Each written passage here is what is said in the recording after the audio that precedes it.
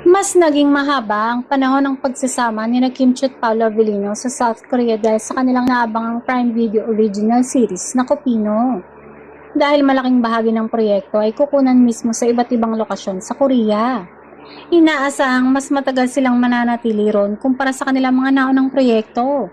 Ayon sa mga ulat, ilang linggo ang inilaan para sa overseas filming upang makumpletang mahalagang eksena ng serye.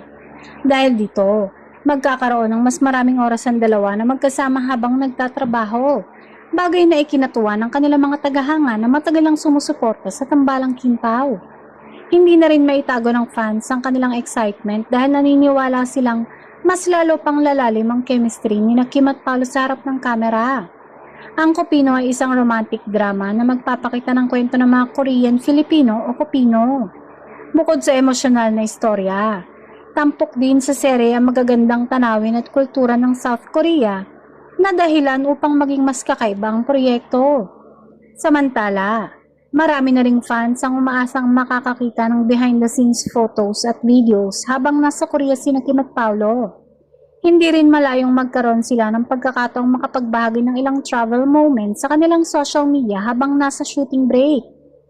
Habang wala pang opisyal na petsa ng premiere ng Kopino, patuloy na tumataas ang excitement ng mga manonood sa mas mahabang panahon ng kanilang pagsasama sa South Korea. Inaasahan ng marami na isa na naman itong magiging matagumpay na proyekto para sa tambalang Kim Chiu at Paolo Avellino.